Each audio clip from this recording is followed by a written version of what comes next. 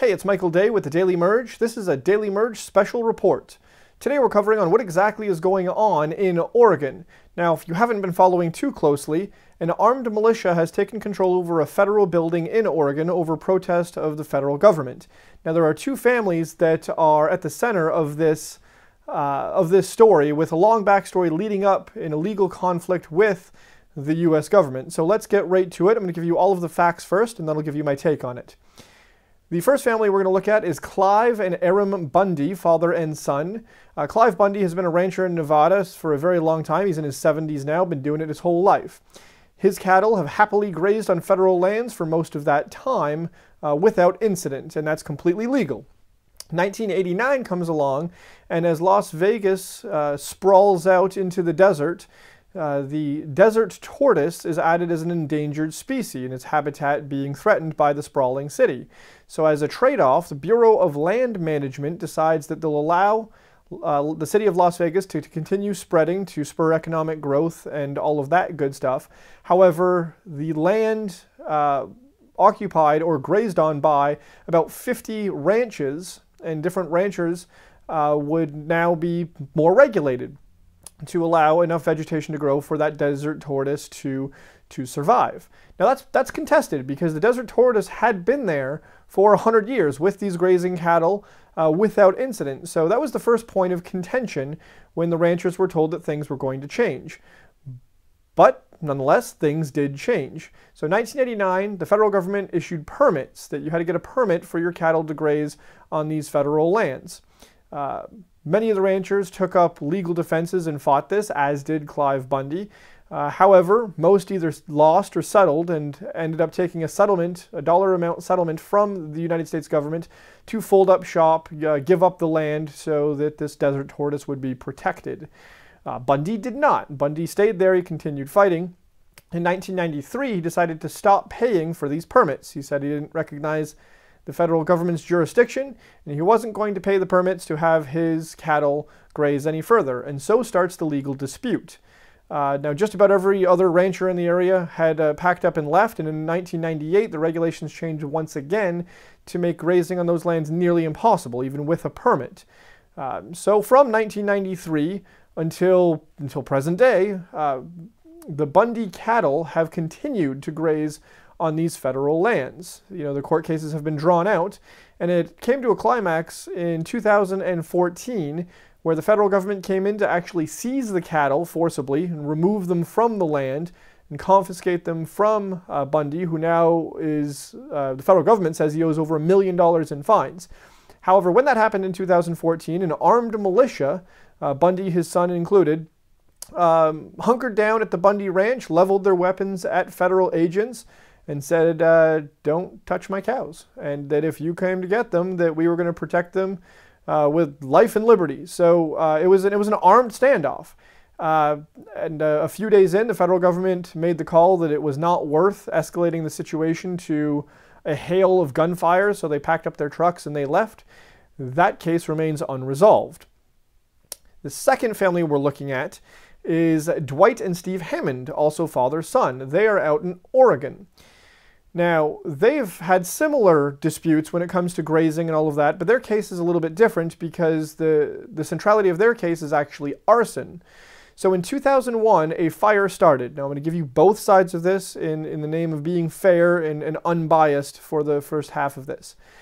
The federal government and witnesses that they called say that it was an illegal deer hunt that the Hammonds had just completed, and to cover up the evidence, they started a fire. The Hammonds disagree. They say they called the fire department ahead of time, and it was a controlled burn to stop an invasive species of plant from entering their property. Regardless of why that fire was started, it got out of control. It burned 132 acres of public land before it was put out. It looks like it didn't require the fire department to put it out. It looks like that they were able to handle it themselves. I can't confirm that. 2006, there was another fire started by the Hammonds. This one's a little bit different. This one here, there was wildfires in the area at the time. the Hammonds, without permission, started a backfire. So a backfire is a controlled burn, and the idea is that you burn a perimeter around your property so that the wildfire can't burn into your property. It has no fuel to make that jump. However, firefighters saw this, and it was not reported, and backfires were not permitted, explicitly not permitted at that time during that wildfire weather. But the Hammonds put out that fire, without further incident. That said, it too damaged public lands. So they were both charged with arson. They were both, I believe they both pleaded guilty to arson. They were sentenced to 1 year in jail, and they served 1 year in jail. Now, something very interesting happens here. Now, this happened in 2001 and 2006, respectively, or those two fires. In 1993, in response to the Oklahoma City bombing and the World Trade Center bombing, an act was passed. It was called the Anti-Terrorism and Effective Death Penalty Act. And one of the things that it held was that there were going to be changes to criminal law involving terrorist offenses, including increased penalties and criminal procedures changes. That was Title VII of that act. The prosecutor on this arson case appealed the sentencing and said that they had actually broken the laws enough to fall under this terrorism bill. That's interesting. So they did burn public land, a large piece of public land. It wasn't a bombing, but it was widespread destruction. So I'll get into what I think of that one way or the other. But the prosecutor appealed the sentence and said that the 1 year wasn't enough because under this terrorism act, it's a minimum of 5 years in jail. The judge agreed and resentenced them to 4 more years in jail and called them back. Now, the immediate jump here is to say double jeopardy. That doesn't apply here. That's not the case. So double jeopardy is a protection the United States citizens have so as not to be tried for the same crime more than once. If you're brought to trial and a jury of your peers finds you not guilty, even if new evidence comes up, you can't be brought back to trial and tried for it again. The state has to make its case once, and if it fails to do so and you're acquitted, that's the end of it. This is not double jeopardy. Whether they pleaded guilty, and I think they pleaded guilty, whether they pleaded guilty or were found guilty, that is the single charge. That remains valid. The sentencing is what was appealed. So that works both ways. You can appeal, if you have a long sentence, you can appeal it for a shorter sentence if you're convicted. And in this case, the prosecutor appealed the sentence because he believed that this fell under this terrorism act. So constitutionally speaking, there's nothing that's wrong with that, right? The prosecutor was within his realm to challenge that sentence. So that's where we are today. So they had a parade in part to raise legal funds, I believe, for the Hammond family. And among those in the parade was Ammon Bundy, the son of Clive Bundy from the first family. So these groups are kind of conservative heroes, right? Because they're against the federal government. They think the federal government is acting outside of the Constitution. They're trying to take back their rights and all of that. Agree or disagree, that's just what they believe in and why these groups and these families kind of have strung together. Now, Clive Bundy has said that he's got no relation and no skin in the game, if you will, with this Hammond dispute. So it appears that his son has befriended this family and, taken up the fight with them as he's in a similar circumstance fighting the power of the federal government. So at the end of this parade, they took, as part of protest, the armed militia took control of this wildlife building in Oregon. So that is the facts of the matter. And again, that's without bias. Now I'm going to give you a little bit of what I think of that right after this.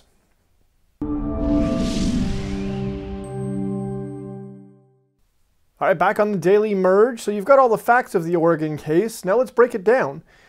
So I'll start with the Bundy case and the grazing cattle. It's unfortunate, right? I don't genuinely believe that the habitat of the desert tortoise was breaking on extinction based on this single rancher. So I think that he's right to be upset that that laws change. I think he did it correctly in going through legal remedies to try to fight off that. And I even stand by him with the civil disobedience, and saying, you know what, rack up the fines. My cattle are going to continue to graze. I don't recognize your authority there. All of that's fine, all well and good. Now, the other side of that is being quote unquote a freeloader, right? Everyone else is playing by the rules. Why are you not playing by the rules? But you know, I'm an anti-institution guy, so I got to give, even if it's a conservative, I got to give a guy a little bit credit to be able to stand up and say, you know what, I don't believe what you're telling me is factual. I think this is over-regulating me. Now, as far as jurisdiction, federal government absolutely has jurisdiction to come in, to seize his cattle, and all of that. And he had to be prepared to deal with all of the repercussions of his actions once every legal avenue had been exhausted. So I agree with him up until that point. However, in 2014, in the standoff, when you leveled your weapons against federal agents, you just broke a crime far greater than anything else prior to this, right? So it sucks. I get it. Your ranch life, your family business has been phased out by the government. Not quite eminent domain, but eminent domain rather, but close. You know, they haven't taken your land, but they have certainly made it much harder to make a living off of what you own by limiting how you are using their land. But it's important to remember, it's still federal government land, right? It's still federal land. He has no claim to the land. He's made no claim to the land. It's not his land. So if the federal government sold this land off at auction and another rancher bought that property, right? Capitalism at its finest, he would have lost that land anyways. So to take it to the extent of leveling a weapon at a federal agent, that's not okay. And the fact that there are no consequences for that really bothers me. It really bothers me because, and I'm not going to get into it in this video, but I can't imagine the outcome being the same if he was something other than an old white Christian American, right? And maybe religious affiliation has less to do with that, but can you imagine if this was, not even Muslim, forget about that, you know, that would be front page until the Muslim was taken out by force, one would only assume. So that's a little alarming, that the lack of reaction, and you're responsible for your actions. And I stand with you in civil disobedience. I do not stand with you when it comes to leveling a gun at a federal agent. There has to be consequences for that. So I really do hope that the federal government comes in and charges something, right? Anything. That's crazy to me. You've got cases where police officers are gunning down innocent civilians because they feel threatened. And right or wrong, this seems to be a much more serious offense than, say, changing lanes without a signal in the case of Sandra Bland. And there's no repercussions, so that's alarming. Now with the Hammonds, much the same way. So did they commit arson? Absolutely. Are they guilty of that? Yes. Should they be punished and sent to jail for that? Absolutely. Is 1 year enough, or should they be charged as terrorists under that act for destroying public land to be sentenced to 5 years? So again, I'm an anti-institution guy. No, these guys did not commit an act of terrorism, right?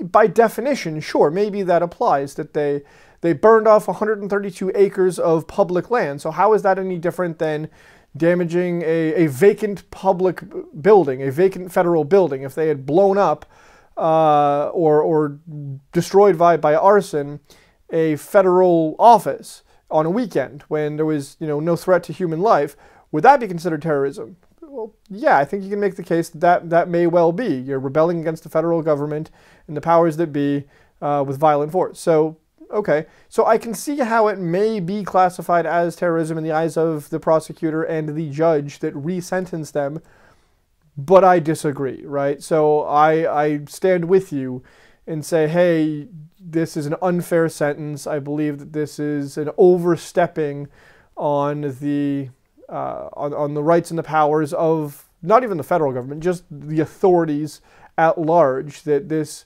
is too much.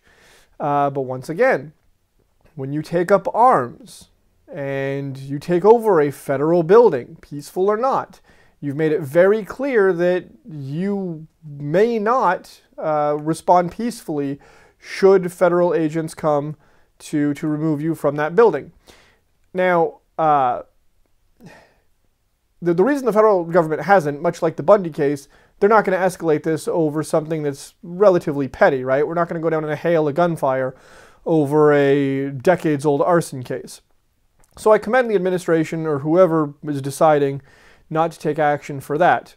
These guys eventually will go home, get bored, go home, and at that point, they should face the consequences. And not only should they face the consequences of the 4 more years they have to serve for arson, agree or disagree, I will personally write a letter to the governor saying that, you know, I'm an American citizen and I think that's not right. But for the time being, you've still got 4 years in front of you. That's unfortunate, but our judicial system is not perfect. Trust me, I am as big a opponent of the current judicial system as anyone else. But this is not how you solve problems, right? This is too fast, too far for something that there's, you know, we're not at the point of civil war yet. So stop it. Stop doing that. And I think that about sums it up. I mean, just listen, there's got to be consequences for your actions. There's consequences for the arson, and there's consequences for taking this federal building. And if I was the prosecutor, the one person in particular, Ammon Bundy, the son, he's been implicit in 2 standoffs, or at least this isn't a standoff as of yet, but 2 shows of force against the federal government. Like at that point, man, it's a good thing you're white, right? It's a good thing that you are a white Bible-toting Second Amendment patriot, because if you were any other demographic, I can't imagine that that you'd be walking free from the first time you pointed a gun at the FBI. But that will do it. That is the special report on the Daily Merge. My name is Michael Day. You're all caught up in Oregon. Check back tomorrow when we'll do the 2-minute merge. And it looks like we got some new gun control measures, so it should be interesting. Stay tuned. We'll be right back.